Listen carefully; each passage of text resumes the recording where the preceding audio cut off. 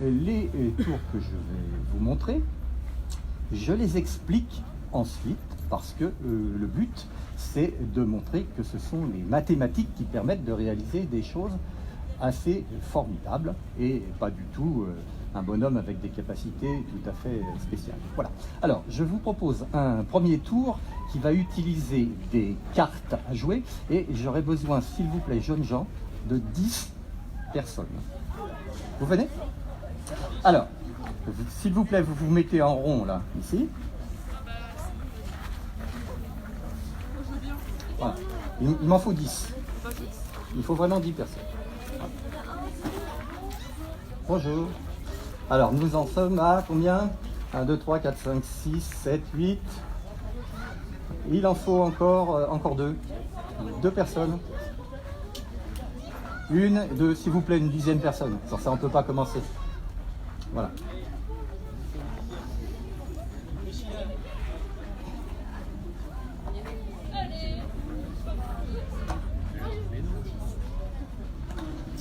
Voilà. Alors, le magicien va écrire sur cette feuille de papier une prédiction. C'est-à-dire que je devine quelque chose qui se réalisera vraisemblablement tout à l'heure si je ne me trompe pas, si je ne rate pas mon tour. Alors la prédiction est ici sur ce bout de papier, vous la voyez, elle va rester sur la table devant vous. Voilà. Alors ici, j'ai des grandes cartes pour qu'on les voit d'assez loin. Alors en fait, ce sont des cœurs et des carreaux qui valent de 1 jusqu'à 10. Voilà. Je montre aux 10 personnes qui vont participer. Alors, vous voyez que c'est pas rangé les cœurs d'un côté, les carreaux de l'autre. C'est pas 1, 2, 3, 4, 5, 6. Ça a l'air d'être un petit peu farfelu comme ordre. Mais de toute façon, je vais les mélanger et je vais vous montrer comment ça sera mélangé. Voilà, tout le monde voit à peu près. Voilà, voilà mes cœurs, voilà mes carreaux. Valant de 1 jusqu'à 10. Alors, le 5 de cœur vaut 5, le 5 de carreau vaut 5, l'as de cœur vaut 1, l'as de carreau vaut 1. Hein, voilà, on utilisera les valeurs des cartes. Alors, pour mélanger ces cartes, je procède comme ça. Je répartis alternativement en 2 paquets.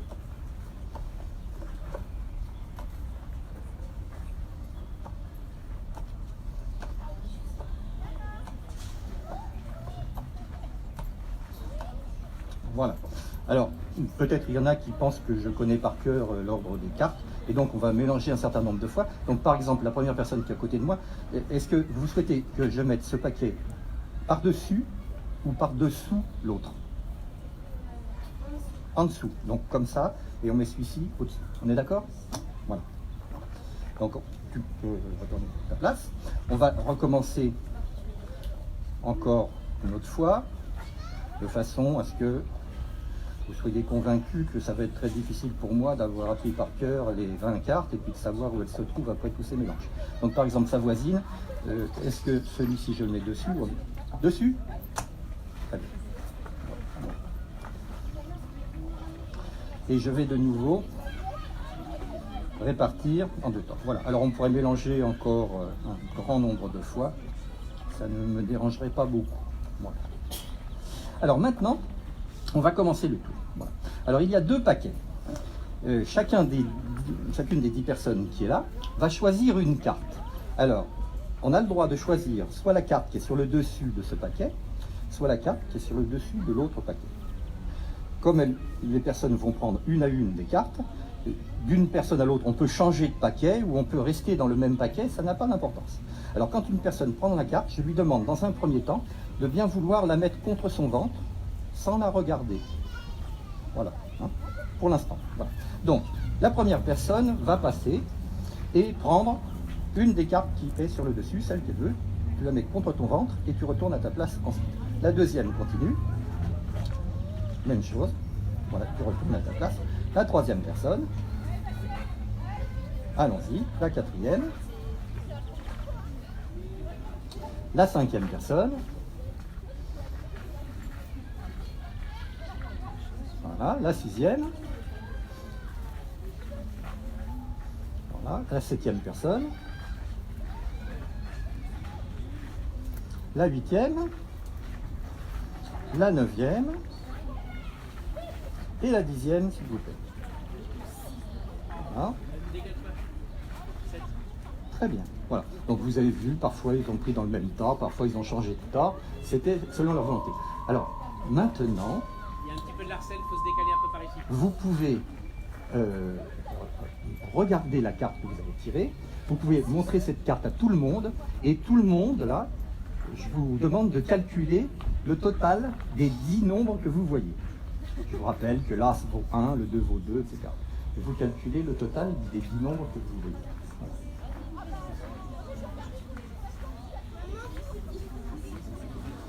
Alors, est-ce qu'on peut faciliter le calcul? Par exemple, mademoiselle 7, est-ce qu'on peut mettre mademoiselle 7 avec un monsieur 3 quelque part? Ou mademoiselle 3, voilà. Mademoiselle 8 et un monsieur 2 peut-être, on pourrait les mettre ensemble, ça serait pas mal. Un monsieur 6 et un monsieur 4 l'un à côté de l'autre, ça serait pas mal, ça simplifierait bien le boulot. Hein.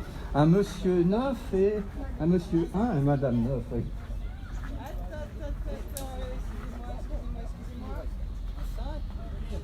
Alors est-ce qu'on fait le total? Est-ce que ça va? Ça fait quoi comme bêtise? C'est bon? On entend? Voilà. Bon, alors, est-ce qu'on en est à 10 plus 10, 20, plus 10, 30, plus 10, 40, plus 10, 50, plus 5, ça fait 55. On est d'accord? Voilà.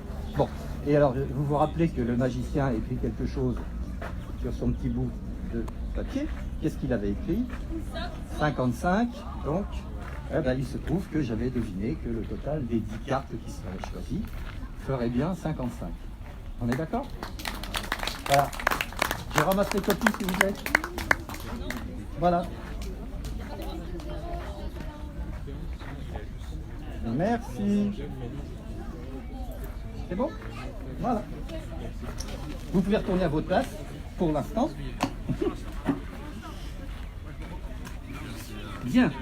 Alors, je vous ai dit que je vous expliquerai comment le tour réussit et pourquoi ça marche ce que j'ai fait. Alors, pour m'expliquer, j'ai préparé ici des trèfles et des piques. Donc, ça n'a pas d'importance de changer les cœurs et les carreaux en trèfle et en pique. Simplement, je les ai préparés pour gagner du temps. Et je vous montre comment j'ai préparé ces cartes. Là, les piques, je les ai classées dans un ordre qui est très facile à suivre des yeux. Ça va de 1 jusqu'à 10. Ça marche pour tout le monde? Vous voyez? Bon. Et puis, mes trèfles, je les ai classés dans un ordre lui aussi très facile à suivre. Et je fais ça parce que mon explication sera plus facile à comprendre à partir de cet arrangement qui saute aux yeux. Voilà. Alors, à votre avis, est-ce que j'ai rangé les trèfles et les piques dans le même ordre? Ou bien est-ce qu'il y a une petite différence? J'ai entendu des choses intéressantes. Je vous remontre les deux pour que vous fassiez la différence. Vous voyez mes trèfles là? Si je pose les cartes les unes au-dessus des autres, je commence par poser le 10. Puis après, par-dessus le 9, le 8. Autrement dit, je diminue de 1 en 1 quand je pose mes cartes les unes au-dessus des autres. Ça marche? Maintenant, regardez mes piques. Là, cette fois-ci, la carte qui est en dessous, c'est l'As. Et au-dessus, j'ai posé le 2, le 3, etc. Donc cette fois-ci, j'augmente de 1 en 1. Vous voyez la différence? Là, on va en ordre croissant pour les piques, alors qu'ici, on va en ordre décroissant pour les trèfles. D'accord? Bon. Maintenant, imaginez l'ensemble des 20 cartes. Le milieu du jeu, c'est ma tête. Ici, il y a les 10 premières cartes qui sont les piques que vous voyez là. Et puis, de l'autre côté de ma tête, il y a les 10 trèfles. Hein?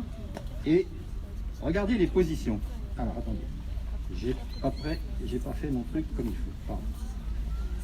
Il me faut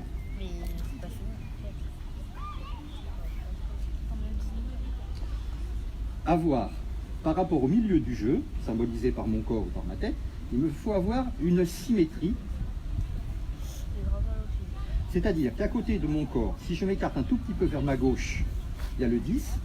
De ce côté-ci, si je m'écarte un petit peu vers ma droite, il y a aussi le 10. Et puis après, 10, 9, 8, ça descend. Et puis de ce côté, 10, 9, 8, etc., ça descend. C'est-à-dire que les cartes, merci, qui ont la même valeur, sont en position symétrique par rapport au milieu du jeu. Vous comprenez? C'est en quelque sorte un miroir. Ce que je viens de réaliser là, c'est un jeu arrangé en miroir. En fait, c'est un problème de symétrie. Vous voyez?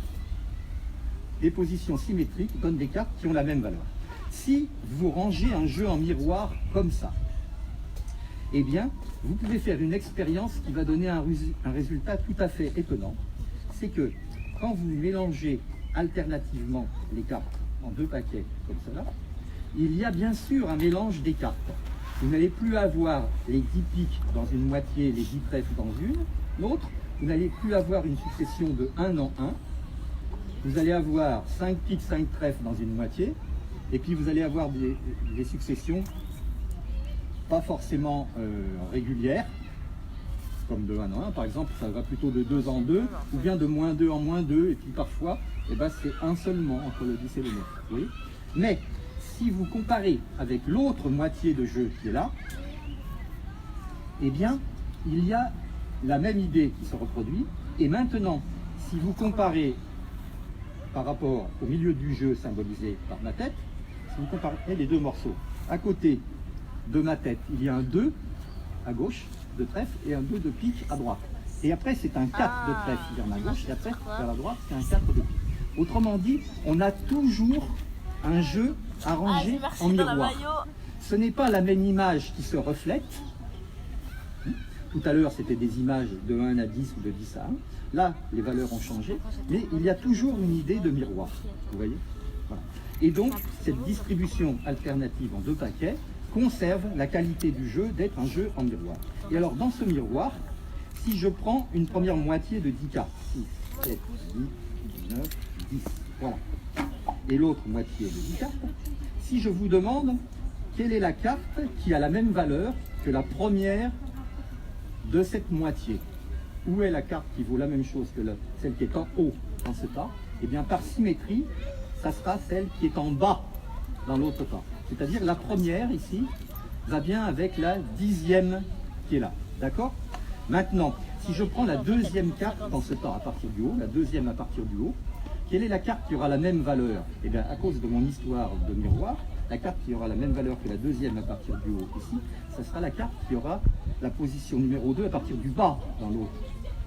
C'est-à-dire la 9e dans un paquet de 10. Donc la 2e va avec la 9e, et ainsi de suite. La 3e, 1, 2, 3, dans ce tas à partir du haut, va bien avec la 3e, 1, 2, 3 à partir du bas, qui est la 8e à partir du haut. Vous comprenez? Voilà. Alors, maintenant que vous avez compris cette histoire de miroir, on réfléchit à ce que j'ai fait faire aux 10 personnes qui ont bien voulu m'aider. J'ai fait choisir une première carte dans un tas. La première personne prend par exemple cette carte-là. Est-ce que les autres personnes qui vont prendre des cartes après elles, est-ce que ces personnes-là peuvent prendre la même valeur que celle-ci? Pour prendre la même valeur que celle-ci, il faudrait prendre la 10e de l'autre tas. C'est-à-dire, il faudrait que 10 personnes piochent dans ce tas, alors qu'une première personne a déjà pioché dans celui-ci. Ce qui voudrait dire qu'en tout, il y a 11 personnes qui ont choisi une carte. Une pour ce tas et 10 pour l'autre.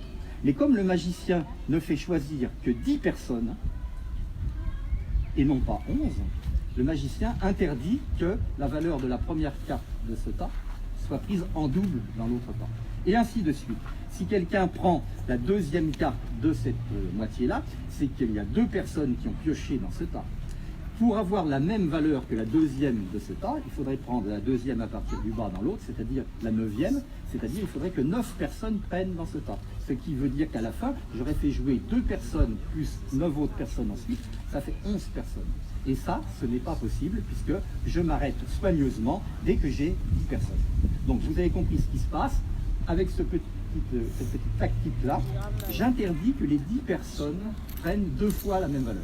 Alors, qu'est-ce qu'ils prennent comme valeur? Eh bien, chacune des 10 personnes prend un des nombres de 1 à 10, et chacun des nombres de 1 à 10 est représenté une seule fois par une personne.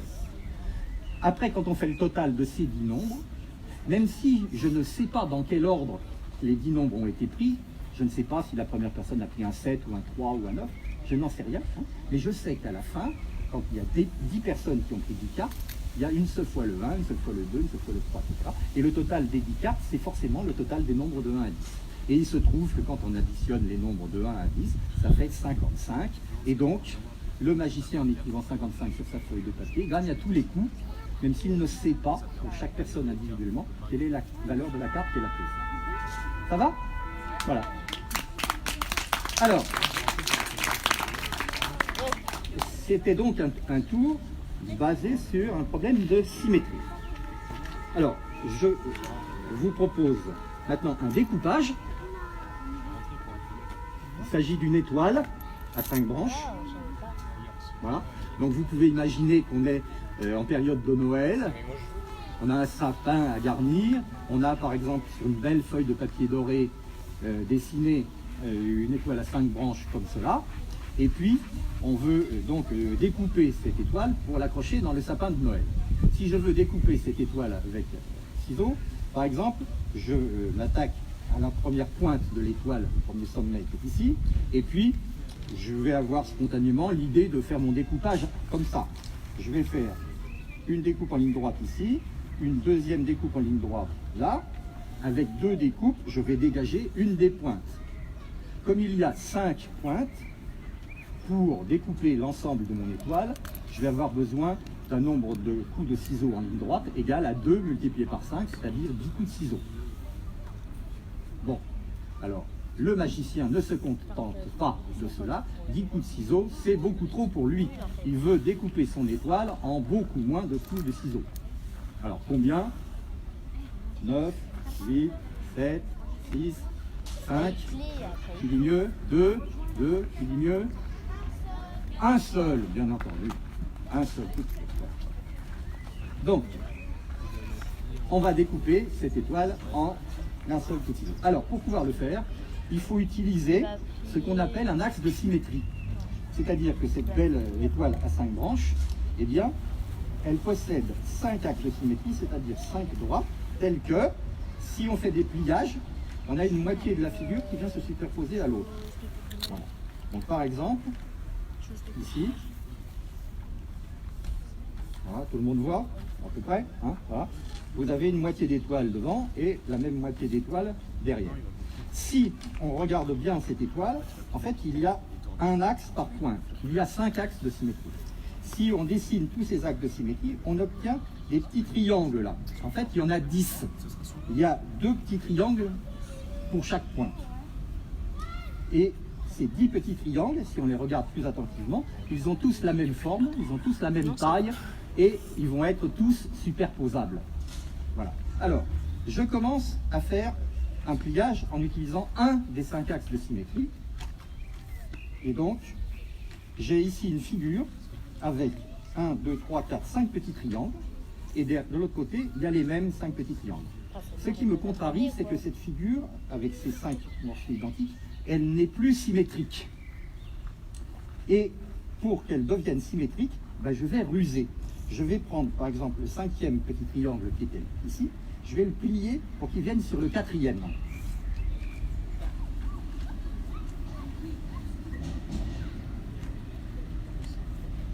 Voilà.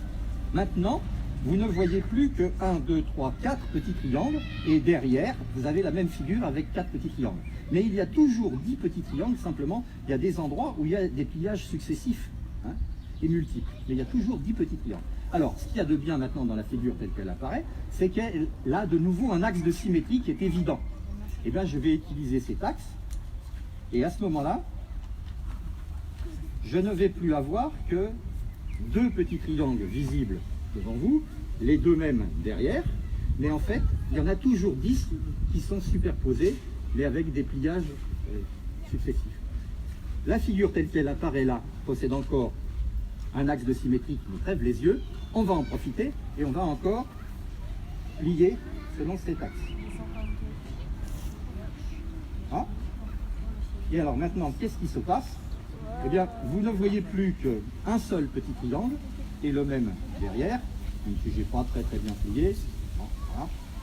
Mais en fait, il y a 10 petits triangles qui sont superposés les uns aux autres avec plusieurs épaisseurs de papier. Et maintenant, un seul coup de ciseau va me suffire pour faire mon étoile. Vous voyez, là, je vais découper comme ça. Un seul coup de ciseau en ligne droite, ça va suffire. Alors, est-ce que l'un d'entre vous veut bien venir ici pour tenir le papier? Merci. Voilà. Mais viens, t'es debout. Pareil, voilà. Donc, c'est comme ça. Donc, tu tiens, voilà. Et puis, je coupe en ligne droite comme ça. Tout le monde voit que je coupe en ligne droite. Tu tiens la pointe du bras comme ça. Tu vas attraper l'étoile. Vas-y, attrape l'étoile. Voilà. Voilà. Hop. Et puis, tu déplies.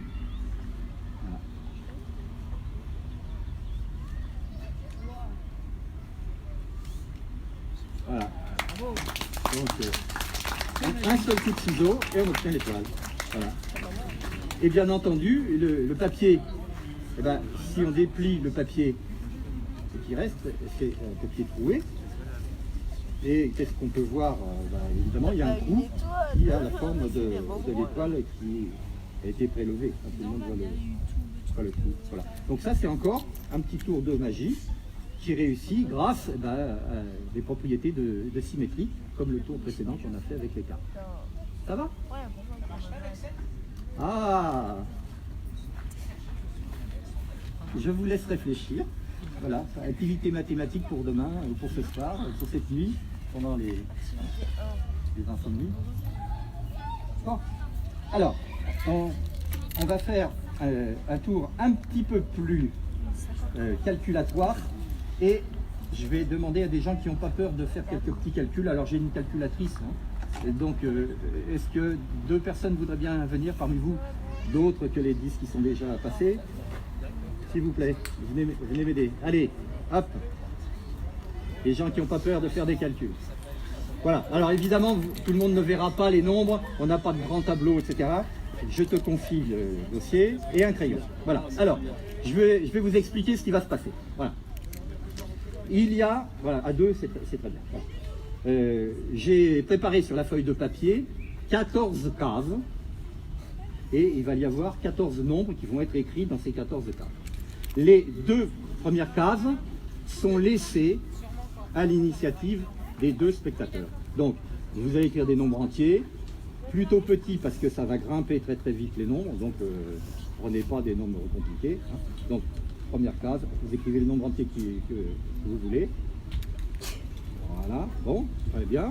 Et puis, le deuxième spectateur écrit lui aussi un autre nombre entier.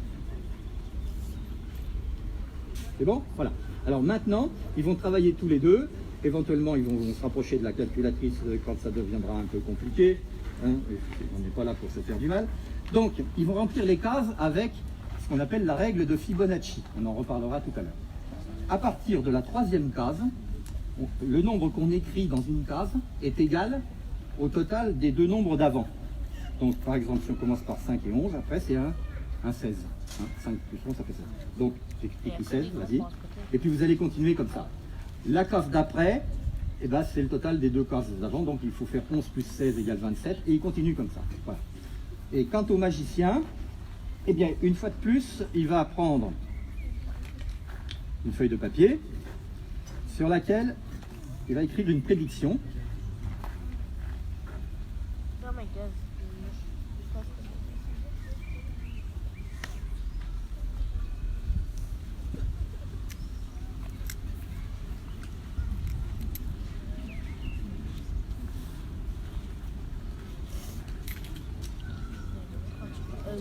Alors, ils en sont...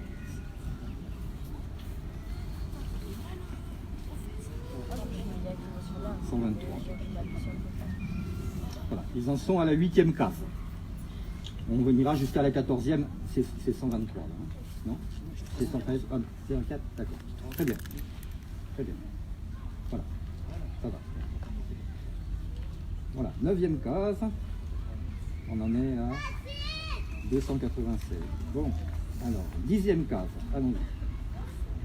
C'est quoi c'était la montagne du tour, regarde. Là. 777. Très bien. 11e case, on arrive. Voilà. Ils sont courageux. Moi je pars à 18h20. 18h20, t'as de la chance. 775 dans la 11e case. 12e case, Ouais, donc je vais prendre les clés maintenant. vous voyez, c'est des nombres assez grands. Ils en sont à 1254. 13e case, c'est l'avant-dernière, c'est presque fini. Ça fait, ils en sont à 2029. Et alors la 14e et dernière case, ça va faire 3283. Voilà. Bon. Donc, ils ont rempli les 14 cases à partir de 2 cases qu'ils avaient inventées eux-mêmes, si je puis dire. Alors maintenant, c'est presque fini. Il y a deux calculs, enfin il y a des petits calculs encore à faire. Alors, d'abord, je leur demande d'ajouter les cases numéro 1 à 6. Donc, il faut ajouter les 6 premières cases. Donc, en fait, ils ont ajouté le 5, le 11, le 16, le 27, le 43 et le 70. Voilà. Donc, vous faites cette addition des 6 nombres, là. Et puis, il faudra diviser ce résultat par la valeur de la case numéro 5 qui était 43. Alors, on trouve combien? 172. Donc, le total des 6 premières cases, ça fait 172, divisé par 43, qui est la valeur de la 5e. Le résultat de la division est un 4. Voilà, 4. Maintenant, encore un calcul, il faut additionner les 14 cases. Alors, tu as déjà le total des 6 premières qui était 172, tu peux réécrire 172, et puis après il faut ajouter les autres. Donc le 113, le 183, le 296, le 479, le 775, le 1254, le 2029, le 3283. Et c'est pas rien quand même, hein. C'est des gros calculs, c'est pour ça qu'ils ont le droit d'avoir la machine. Voilà. Donc ils trouvent 8584, c'est les nombres bizarres. Et alors je leur demande de diviser par la valeur de la 9e case. Alors leur 9e case c'est 296. Alors ils font la division et ils trouvent 29. Voilà. Et ça tombe juste, on a du tout à chaque fois. Voilà. Donc ça y est, ils ont fait leur travail, je leur remercie parce que c'était un petit peu fastidieux. Donc, vous emporterez la feuille en souvenir, hein, bien entendu. Voilà. Donc, à partir des nombres qu'ils ont inventés, des calculs qu'ils ont faits, ils finissent par trouver deux nombres, un résultat qui est 4, un résultat qui est 29. Voilà, il faut regarder la feuille. Et alors, eh bien maintenant, on va regarder quelle est la prédiction du magicien. Voilà. Alors, est-ce que le magicien, par exemple, avait deviné que malgré les choix possibles dans les deux premières cases qui pouvaient être n'importe quoi, on arriverait toujours à 4 et un 29? Est-ce que le magicien avait deviné ça? Alors, qu'est-ce qu'a écrit le magicien? Catherine de Sienne. Je parle du terrain 1. Catherine de Sienne. Quel rapport avec la choucroute? Le magicien a eu un coup de soleil, on se demande ce qui se passe. On ne comprend pas, là. Oui, bon, il y a eu un coup d'éclair, je ne sais pas, qu'est-ce qui s'est passé? Catherine de Sienne, personne connaît Catherine de Sienne ici? Si, ah, il y a quelqu'un qui connaît Catherine de Sienne, ah, ben voilà. Alors, j'ai un almanach, c'est-à-dire un calendrier sur lequel on peut lire quels sont les saints à fêter. Et alors, le 4, ça me fait penser au numéro d'un mois. Quel est le 4e mois de l'année? Avril. Et le 29, c'est le quantième du mois, c'est un numéro entre 1 et 31. Ça me fait penser à un certain jour du mois d'avril. Donc le 4 et le 29 me font penser au 29 avril. Alors si vous regardez le 29 avril sur cet almanach, 29 avril, qu'est-ce que vous lisez? Catherine de Sienne. Catherine de Sienne. Donc, en écrivant Catherine de Sienne, le magicien avait réussi à prédire à la fois le 4 et le 29. D'accord? Voilà. Merci. Voilà, alors, je vais vous expliquer un certain nombre de choses, mais il faut que je vous parle quand même un tout petit peu de Catherine de Sienne sans en être très très long. Voilà. Alors, quand vous regarderez votre almanach, vous vous apercevrez que des saintes Catherine, il y en a énormément. Là, il s'agit de Catherine de Sienne, de la ville de Sienne en Italie, avec une très très belle place circulaire où il y a énormément de touristes qui se pressent tous les ans. Voilà. Alors, cette personne vivait au Moyen-Âge, et puis au bout d'un certain nombre de siècles, elle a été canonisée, elle est déclarée sainte. Voilà. Bon. du temps où elle vivait, elle était une personne érudite qui a beaucoup écrit de textes en rapport avec la doctrine catholique. Voilà. Ce qui fait que plusieurs années, plusieurs siècles après, un pape s'est intéressé à cette personne et pour la première fois, avec une autre femme, il a décrété que ces deux femmes ensemble, dont Catherine de Sienne, seraient nommées docteurs de l'Église pour les remercier de tous les travaux universitaires qu'elles avaient faits à propos de la religion catholique. C'était la première fois, jusqu'ici, ce n'était que des hommes. Voilà. Ensuite, il y a un autre pape qui a décidé que Catherine de Sienne serait la patronne de la ville de Rome. Et puis, on attend encore quelques siècles, et un autre pape décide que ce serait la patronne de l'Italie. Et puis on arrive à Jean-Paul II, qui a décidé que Catherine de Sienne serait la patronne de l'Europe. Dans le monde catholique, Catherine de Sienne est la patronne de l'Europe. Et puis on attend un pape suivant, et à cause des travaux universitaires de Catherine de Sienne, eh bien, il décide qu'elle sera, d'une certaine façon, la muse, si vous voulez, de la communication. La patronne de la communication, des médias et des journalistes. Voilà. Parce que, en son temps, elle avait pris la peine d'écrire des choses pour vulgariser la doctrine catholique. Donc cette personne, Catherine de Sienne, fait partie de notre histoire à nous, dans la mesure où, bien sûr, le monde catholique a été extrêmement influent en France et en Europe. Et donc ce petit tour de magie où on arrive à Catherine de Sienne a un petit côté culturel qui me fait penser à un salon qui avait lieu il n'y a pas très longtemps à Paris, qui s'appelle le Salon de la culture et des jeux mathématiques, qui en était à sa 20e édition, place Saint-Sulpice, et qui fonctionnait pendant 4 jours, où on fait des maths de façon ludique comme ça, dans des stands tous très variés, où on mélange les maths et les bulles de savon, les maths et l'astronomie, les maths et les tas de sable, les maths et les casse-têtes en bois, les maths et le bridge, etc. Enfin les maths et n'importe quoi, du moment qu'on se passionne.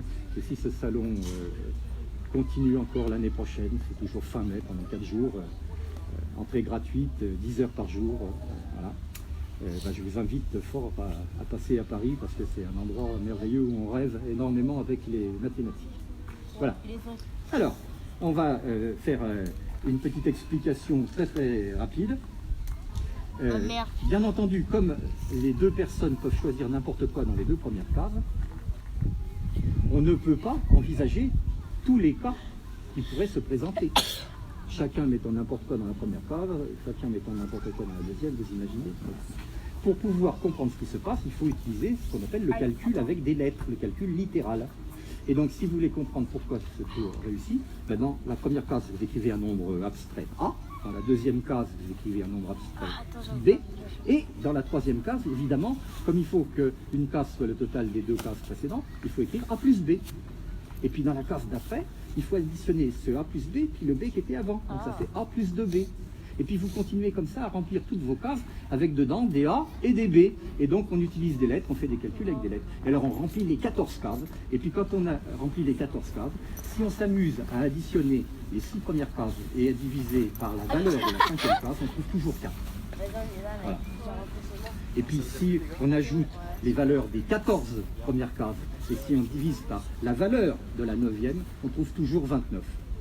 Et c'est pour ça que le magicien gagne à tous les coups, en prédisant le 4 et le 29 sous la forme du nom de Catherine de Sienne. Voilà. Vous ferez une petite vérification, ceux qui n'ont pas peur de faire des calculs avec des lettres, et ça vous permettra de comprendre que vraiment ça marche à tous les coups, et que apprendre le calcul littéral, ça peut servir à apprivoiser le monde. Hein. Voilà. Alors, pour changer un petit peu après un tour très calculatoire, je vous propose un truc beaucoup plus divertissant. Alors, est-ce que c'est un tour avec des ficelles? Parce que dans les mathématiques, on ne s'intéresse pas toujours au nombre. Parfois, on s'intéresse aussi à la forme des objets, aux déformations qui conservent certaines propriétés. Donc, je vous propose un tour de topologie, c'est une branche des maths, hein, avec des ficelles. Voilà. Alors, j'aimerais bien 2 enfants de même taille à peu près. S'il y en a qui sont petits, c'est très bien. S'il y en a qui sont grands, c'est très bien. Je peux faire jouer 3 couples. Voilà. Alors, qui veut jouer avec ce jeune homme? Voilà. Allez, c'est gentil. Voilà. Alors, je vous explique. Alors, c'est un jeu, donc c'est une histoire auquel il ne faut pas beaucoup croire, hein, on s'amuse. Hein, voilà. Donc, dans mon jeu, je suis un gendarme qui a attrapé 2 voleurs. Bon, voilà. Donc, je ne traite pas de voleurs, hein, c'est pour jouer. Hein. Bon, voilà. Alors, je vais passer des menottes. Voilà, je vais passer des menottes à ma première voleuse. Voilà. Et puis, je vais passer des menottes à un voleur. Mais je me dis, oh là là, mais moi je suis tout seul, et puis eux, ils sont 2. Si elle part par là-bas, et si lui, il part de l'autre côté, je ne vais pas pouvoir courir après les 2 à la fois, il y en a au moins un qui va s'échapper. Donc, j'aimerais bien les empêcher de partir chacun de leur côté. Et donc, j'ai une idée qui est celle-là, peut-être qu'elle n'est pas très bonne, on va voir. Hein. C'est d'enchevêtrer les 2 menottes avant de leur fermer les menottes autour des poignets. Voilà. Et je crois être un gendarme très malin, et là j'ai tort, parce que non, alors t'as pas le droit d'enlever la menotte. Alors je précise les règles du jeu, n'est-ce pas? Ils n'ont pas les clés pour ouvrir les menottes, ils n'ont pas de cisaille pour couper les ficelles. Attends, une seconde. Ils n'ont pas le temps de faire des frottements qui vont finir par user, etc., et faire casser. Ici, donc, il y a un petit peu de souplesse, mais ça ne peut pas passer autour du poignet, hein, d'accord? Voilà. Et pourtant, je vous affirme, voilà, il y a une façon de vous libérer. Alors, qu'est-ce que ça veut dire, vous libérer? Ça veut dire que vous allez toujours avoir vos menottes, parce que vous ne pourrez pas les enlever, hein, mais toi, avec tes menottes vertes, tu pourras partir par là, et puis toi, avec tes menottes rouges, tu pourras partir de l'autre côté. Mais, je t'en prie. Voilà. Alors, s'il y en a qui veulent essayer, j'en ai d'autres. Ça serait bien que des grands se dévouent. Allez, venez essayer, on est là pour s'amuser. Qui veut jouer? Allez! Allez! Voilà. Bon. Voilà. Alors. Bon, alors, il y aura une troisième. Hein, voilà. Donc, je vous attache entre vous. Ça va? C'est bon? Allez-y, voilà. Alors, vous venez avec moi, j'ai un troisième jeu de ficelle. Est-ce que ça va? Non? Hein? C'est pas si facile que ça. Hein? Et pourtant, il y a une solution, je vous assure. Voilà. Ah. Bon. C'est bon?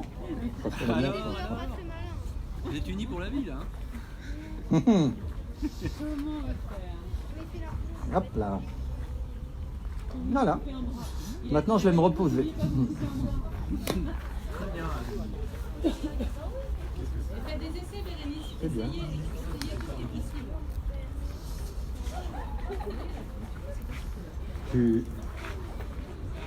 C'est quoi, c'est grave? C'est pas une vie. Ok. Et ça, c'est Dieu. On vous fera un signe. On fera un signe quand ça sera la dernière animation. Oui, mais prenez le temps, allez-y. Ça va? Non. Non, on C'était continue. pas loin, à mon avis. On a réussi? C'est vrai? Est-ce que vous vous rappelez comment vous faites? Oui. Oui, parce que Alors, ben, est-ce que vous le refaites? Ben, je vois comment vous faites. Peut-être vous avez une tactique qui est différente de la mienne, donc ça m'intéresse beaucoup. Alors.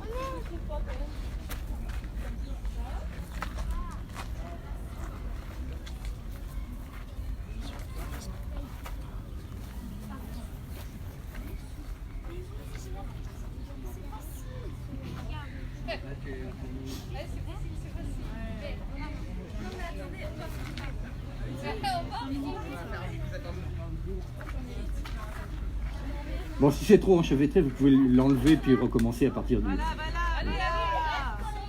du truc normal.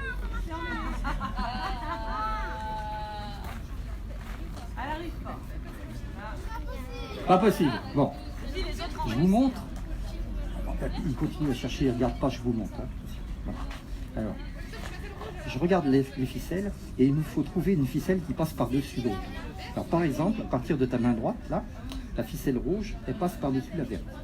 Et alors, comme ça part de ta main droite, on va aller de ta main droite vers l'autre main droite de l'autre côté. Alors, je fais, hein, je te laisserai faire après. Voilà. tu comprendras. Je prends le milieu de ta ficelle, je la tiens comme une boucle. Je vais aller de sa tête vers son bras en suivant l'intérieur de son bras et je descends comme ça. Ici, au niveau du poignet, je passe la ficelle, juste la ficelle ici. Voilà. Ensuite, je lui demande de fermer son poignet et de passer son poignet à travers la boucle. Je n'ai pas lâché ma boucle. Maintenant, je lui demande de tourner son poignet vers l'extérieur, comme ça, et je vais faire remonter ma boucle sur l'extérieur de son bras en direction de sa tête en passant là, comme ça. Et, voilà, juste comme ça, et puis c'est fini. Voilà. Alors, tu vas essayer? Maman, tu peux filmer comme ça pour, Vas-y. pour le refaire. Voilà. Ça y est? Ouais, bon, bah c'est bien. Est-ce que quelqu'un veut réessayer? On a 5 minutes, il fait beau. Hein, voilà. Voilà. C'est bon? Ouais, c'est un truc de la boucle. Oui. Est-ce que vous voulez que je vous montre ou... Oui, voilà. Donc, par exemple, on part de la main droite. Non, on va partir de sa main gauche parce que ce qui m'intéresse, c'est une ficelle qui passe par-dessus l'autre. Voilà. Donc ça part de sa main gauche, donc on va aller vers l'autre main gauche. Voilà. Alors, je prends le milieu de la ficelle, je la tiens en boucle. Et je vais descendre de sa tête vers son poignet sur l'intérieur de son bras, comme ça. Je passe au niveau du poignet, ici, ma boucle. Je lui demande de fermer son poing et de passer son poing à travers ma boucle. Voilà. Je tiens toujours la boucle. Je lui fais tourner le bras vers l'extérieur et je fais remonter ma boucle sous sa ficelle, là, ici, comme ça. Voilà. Vous voulez réessayer? Voilà. Vous pouvez prendre 5 minutes. Hein. Voilà. Si vous voulez réessayer.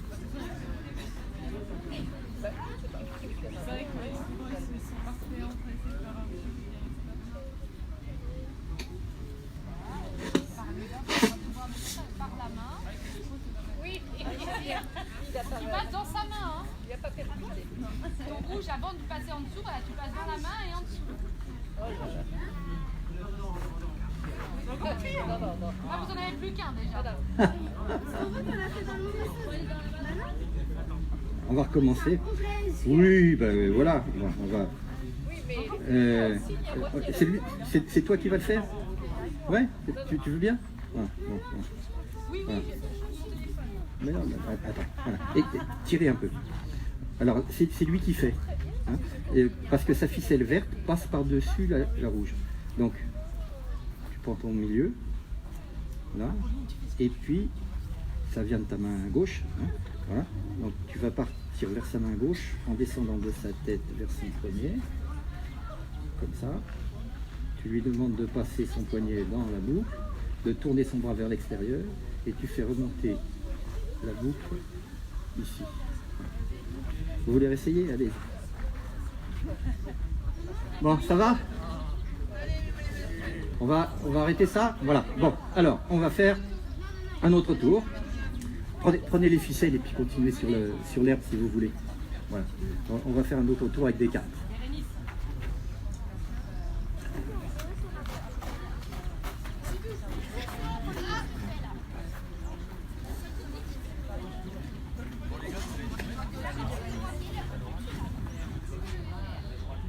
Bon.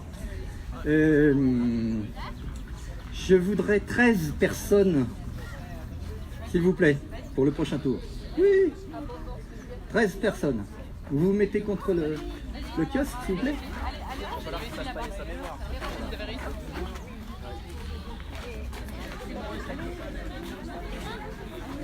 Allez, je vous donne un numéro.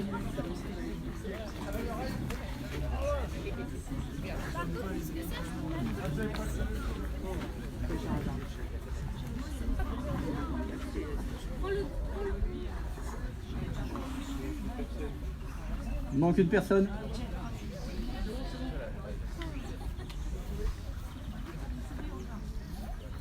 Vous pouvez vous avancer un peu plus par ici pour recentrer un petit peu. Voilà. Bon. Alors. J'ai ici 13 cœurs. Les 13 cœurs d'un jeu de 52 cartes. Vous voyez, voilà les 13 cœurs. Alors ils sont pas classés 1, 2, 3, 4, 5, 6, ça a l'air d'être un ordre pas spécialement sympathique. Hein. Voilà. Ok, voilà. Et donc, on va mélanger. Et pour faire ce mélange, je vais utiliser une tactique spéciale qui s'appelle le mélange à l'australienne. Voilà. Alors ça se passe comme ça. On prend une carte, on la pose sur la table, et puis la suivante, on la fait passer sous le paquet. Et on continue comme ça.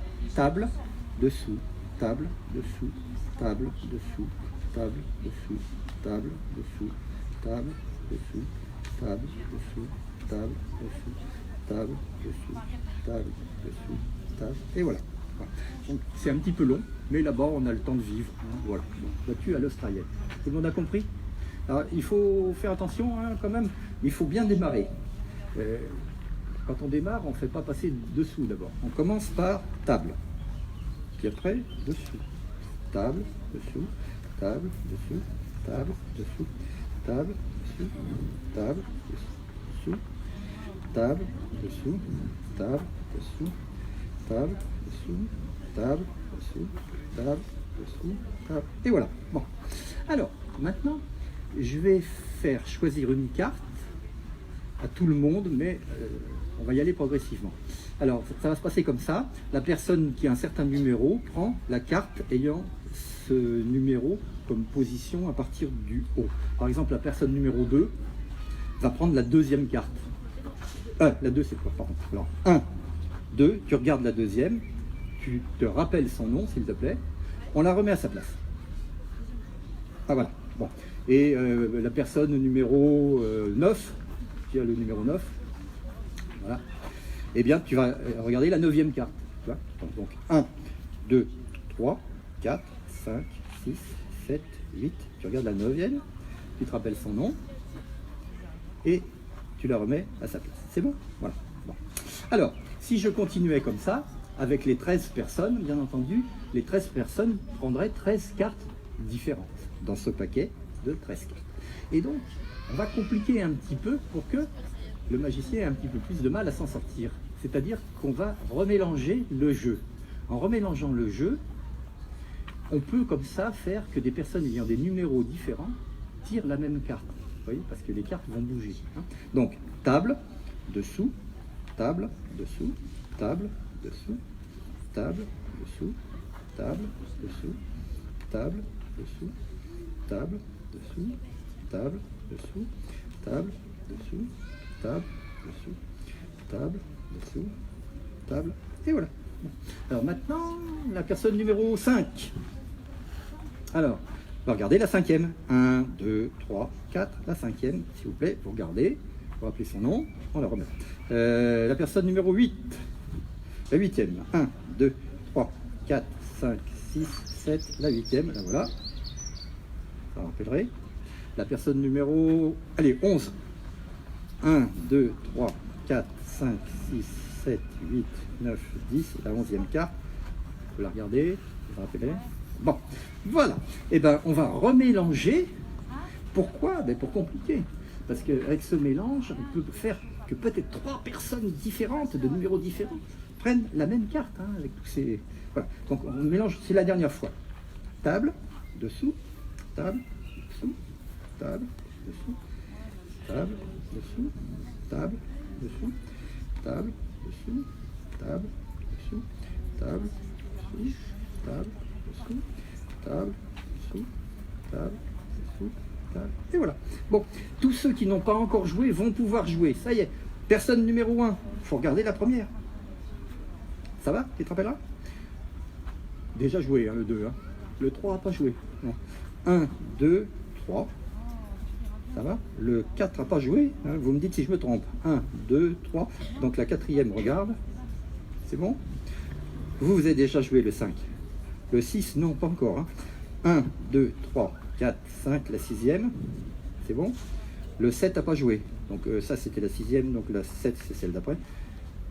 Ça va? 8 a déjà joué. C'était vous. 9 a déjà joué. C'était vous. 10 n'a pas joué. Hein. 1, 2, 3, 4, 5, 6, 7, 8, 9, 10. Voilà. Ok, le 11 a déjà joué, le 12 n'a pas joué, le 13 non plus. Alors, il y a 13 cartes. Hein. Bon, la 13e, c'est la dernière, je ne me fatigue pas trop. Et puis, la 12e, c'est celle d'avant. On enlève celle-là, puis vous regardez. Est-ce que ça va? Voilà, bon, donc ça y est, les 13 personnes ont choisi 13 cartes. Voilà. Et maintenant, eh ben, le magicien se fait beaucoup de soucis. Parce que il faudrait qu'il retrouve les 13 cartes. Et oui. Alors, est-ce que ça a marché? Ben, moi, j'ai l'impression que j'ai eu de la chance parce que finalement, je crois que vous avez tous pris une carte différente. Ouais. Le 6, ouais. L'As, le 8, le Roi, le 4, le 2, le 10, le 7, la Dame, le 5, le 3, le 9, le Valet. Ah, ben alors j'ai eu de la chance. Voilà.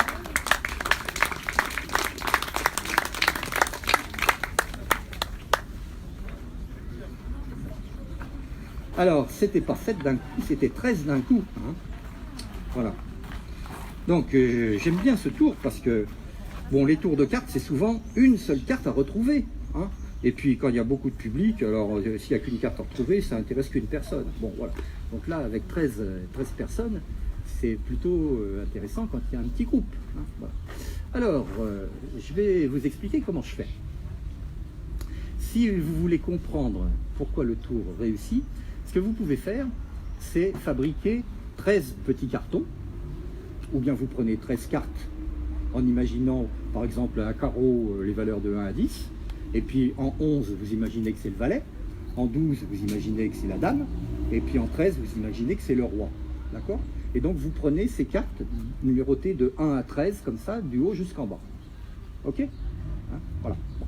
Et puis, vous vous amusez à faire un mélange à l'australienne, c'est-à-dire on met la première carte, celle du dessus, sur la table, puis la deuxième, on la fait passer dessous, puis on continue comme ça. Et puis, une fois que vous avez fait ce mélange, vous notez dans quel ordre les cartes apparaissent. Voilà. Et alors, vous allez faire des découvertes. Vous allez vous apercevoir que presque toutes les cartes bougent. En fait, il y a 11 cartes qui bougent sur les 13. Par contre, il y en a 2 qui n'ont pas bougé. C'est la carte numéro 2, celle qui était la deuxième à partir du haut. Elle est restée en deuxième place. Et puis aussi la carte numéro 9, elle est restée en 9e place. Voilà.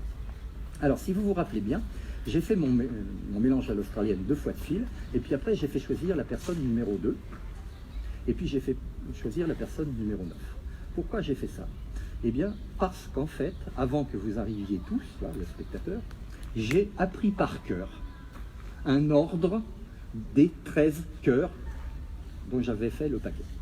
Je connais par cœur un certain ordre. Alors, il ne faut pas les mettre dans l'ordre 1, 2, 3, 4, 5, 6, parce qu'à ce moment-là, tout le monde comprend bien que c'est un peu truqué. Donc, j'ai appris un ordre un petit peu compliqué, du genre 6, As, 8, 3, 4, 2, 10, 7, Dame, 5, 3, 9, Valet. Voilà. Et donc, quand je fais choisir à la personne numéro 2 la deuxième carte, je sais que la deuxième carte qu'elle va choisir, en fait, c'est la deuxième de mon ordre que je connais par cœur. Et quand je fais choisir la personne numéro 9, je sais qu'elle va choisir la carte qui est en 9e position à partir du haut, dans l'ordre que je connais par cœur. Ok ? Alors, si je fais 3 mélanges à l'australienne, eh bien, il se passe quelque chose d'intéressant pour 3 cartes. La carte qui était la 5e au début, au bout de 3 mélanges à l'australienne, elle est allée se promener, cette carte-là, mais elle revient, cette 5e carte, elle revient en 5e. La carte qui était 8e, au bout de 3 mélanges, elle revient en 8e. Et la carte qui était 11e, au bout de 3 mélanges, elle revient en 11e. Donc, au bout de 3 mélanges, quand je fais choisir la personne numéro 5, je sais qu'elle prend la carte numéro 5 de l'ordre que je connais. Quand je fais choisir la personne numéro 8 et la personne numéro 11, je leur fais choisir les cartes 8 et 11 dont je connais la valeur parce que j'ai appris par cœur cet ordre. Au bout de 4 mélanges à l'australienne, c'est formidable parce que toutes les cartes dont je n'ai pas encore parlé se mettent à revenir au bon endroit. La première revient en première place alors qu'elle est allée se promener les 3 coups d'avant. La 3e revient en 3e, la 4e revient en 4e, la 6e revient en 6e, la 7e revient en 7e, la 10e revient en 10e, la 12e revient en 12e, la 13e revient en 13e. Et c'est le moment pour moi de faire choisir toutes ces personnes-là, les personnes ayant ces numéros-là, parce que quand elles choisissent une carte que je connais dans l'ordre que j'ai appris par cœur avant que vous arriviez. Voilà. Par contre, il ne faut pas, au bout de 4 mélanges, il ne faut pas que je fasse choisir la personne numéro 5, ou la personne 8, ou la personne 11, parce que de nouveau, leurs cartes sont allées se promener ailleurs. Hein, voilà.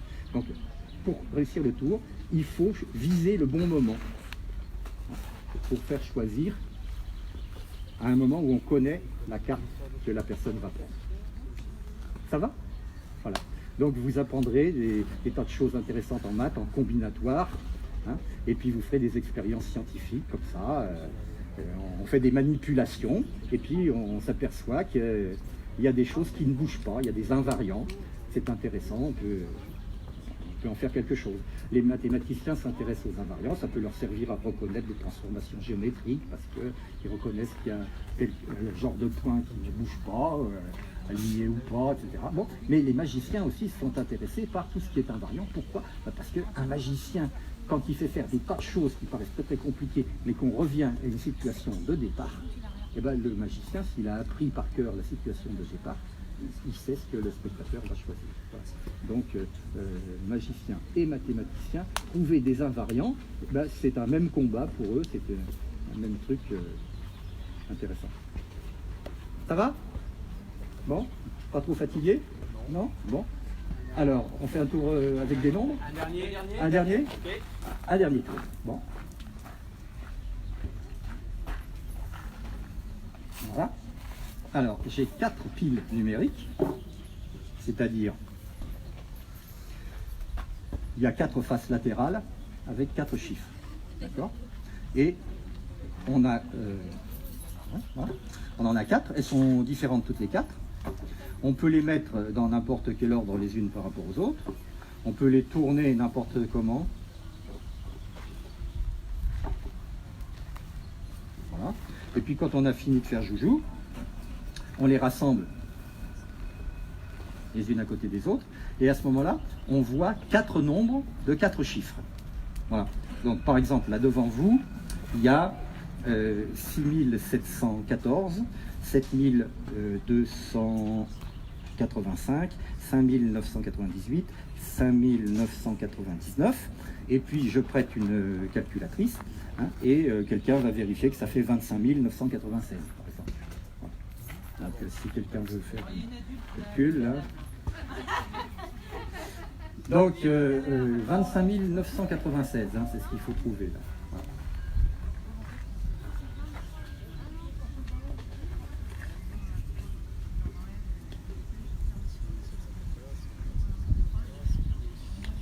Voilà, 25 996. Bon, alors, est-ce que quelqu'un veut venir se lever là, et puis venir changer les piles d'ordre, les tourner autrement, et on va faire un ou deux nouveaux calculs avec les piles présentées autrement. Allez les jeunes, debout.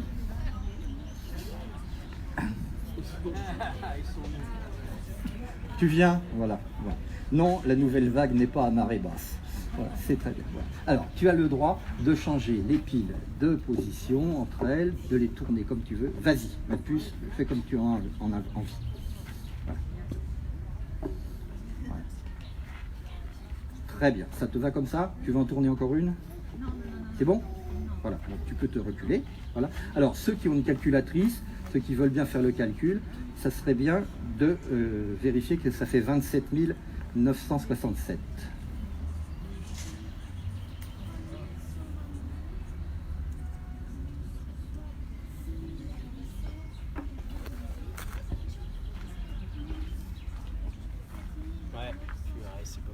Ça va? C'est bon? Ouais. Bon, alors, ce qu'il y a d'intéressant, c'est que c'est pas le même résultat. Donc, si on bouge les piles, ça change. Hein, voilà. Bon. Donc, c'est pas un tour complètement idiot où on trouverait toujours la même chose. Voilà. Alors, il y a deux choses à expliquer, une chose très importante, puis après une petite astuce que certains d'entre vous ont peut-être déjà remarqué.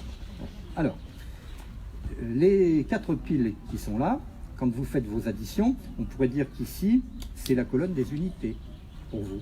La colonne des dizaines, la colonne des centaines et la colonne des milliers. On est d'accord? Voilà. Bon. D'abord, Si vous regardez cette pile-là, je cache exprès un des nombres. Il en reste 3. Si vous les additionnez, ça fait combien? 18. Ça fait 18. On est d'accord? Si vous additionnez ces 3 nombres-là, ça fait 18. Je tourne. Je cache toujours le 3e nombre à partir du haut. Si vous additionnez les 3 nombres qui restent visibles, ça fait encore 18. Je tourne. Si vous additionnez les 3 nombres visibles, ça fait 18. Je tourne. Ça fait encore 18. Voilà. En fait, cette règle du 18 avec 3 nombres, elle est vraie pour cette pile-là, sur les 4 côtés, et elle est vraie aussi pour les 3 autres piles qui sont différentes, mais qui respectent cette même règle-là. Voilà. Alors, je reviens à mon idée d'additionner 4 nombres. Au lieu d'en additionner 4, dans un premier temps, on va en laisser un de côté et on va additionner seulement 3 nombres. Alors, il y a un nombre que je vais oublier dans un premier temps. C'est celui que je cache avec ma ficelle rouge, c'est-à-dire c'est le 3e à partir du haut. D'accord? Je cache celui-là. Voilà, je le cache. Alors, quand je fais mon addition dans la colonne des unités, je vais trouver 18 unités, en additionnant seulement les 3 nombres qui m'intéressent au lieu des 4. Dans la colonne des dizaines, je vais trouver 18 dizaines, ce qui fait 18 x 10, 180. Dans la colonne des centaines, je vais trouver 18 centaines, c'est-à-dire 1800. Dans la colonne des milliers, je vais trouver 18 000. L'addition des 3 nombres qui ne sont pas cachés par ma ficelle, c'est la même chose que l'addition de 18, de 180, de 1800 et de 18 000. Si on fait cette addition-là, on trouve 18 998. C'est un nombre qui paraît très très compliqué, 18 998. 19 998, pardon. Mais ce nombre, il est très proche de 20 000. En fait, c'est 20 000 moins 2. 20 000 moins 2, ça fait 19 998. Et donc, les 3 nombres que vous avez à additionner, quelle que soit la façon dont vous positionnez vos 4 piles, à cause de la fameuse règle de fabrication qui donne des 18 sans arrêt, les 3 nombres font toujours la même chose que 20 000 moins 2. Donc pour trouver le total des 4 nombres, en fait, il suffit de regarder le 3e, celui dont on ne s'est pas encore préoccupé, et d'imaginer que ce nombre-là, on lui ajoute 20 000 et on lui enlève 2. Pour lui enlever 2, on va corriger le chiffre des unités qui est là en mettant 2 de moins, et pour lui ajouter 20 000, on va imaginer un 2 dans la colonne des dizaines de milliers qui est à ma main qui est là. Donc vous imaginez un 2 ici, donc là ça fait 27 960, au lieu de 5 c'est 63. 27 963, vous voyez? Voilà. Donc c'est rusé, en fait c'est du calcul réfléchi. Hein. J'ai eu un prof de maths à Paris 7, qui s'appelait monsieur André Revuse, qui a fondé l'Institut de recherche de l'enseignement des mathématiques, et qui disait « Un calcul, ça ne s'exécute pas, monsieur. Un calcul, ça se médite. » Autrement dit, il faut commencer par réfléchir avant de se lancer dans les calculs pour essayer de trouver des astuces pour aller plus vite, être plus efficace, etc. Voilà. Donc là, eh ben, vous allez faire les magiciens, c'est moi le spectateur. Je vais mettre les cartons comme ça, et vous allez me dire quel est le total des 4 nombres. Alors, vous vous rappelez, il faut regarder le 3e et imaginer que vous ajoutez 20 000 et que vous enlevez 2. 22 000. Donc, combien vous trouvez là? J'ai entendu 22 596. Est-ce que tout le monde est d'accord là-dessus? Ça va? Alors, je vous dis en plus que c'est vrai. Et pourtant, ben, vous avez sans doute remarqué que je n'ai même pas regardé Par symétrie de l'autre côté. voilà, je n'ai même pas regardé les 4 nombres que vous devez ajouter. Et pourtant, j'affirme que je peux me rendre compte si vous ne vous êtes pas trompé. Hein, voilà. Alors pourquoi? Parce que depuis le derrière, j'ai un truc pour savoir ce qu'il y a devant. Alors, je vais vous montrer ce truc.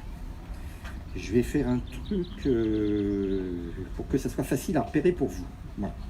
Voilà. Donc, ce qui vous intéresse, vous par exemple, avec les piles présentées comme ça, c'est de regarder le 3e niveau. Donc ça commence par 2, 5, 8, 9. D'accord? Voilà. Donc vous mettez dans votre tête 2, 5, 8, 9. Et vous allez chercher, est-ce que derrière, je vais vous montrer le derrière, hein, moi, où est-ce que je vois ce 2, 5, 8, 9 derrière? Où est-ce que je le vois? Le 2, 5, 8, 9. Très bien. À l'envers. 2, 5, 8, 9. Dans l'autre sens. C'est à la deuxième ligne à partir du haut, mais il faut le lire à l'envers. Le 2, 5, 8, 9. Vous voyez?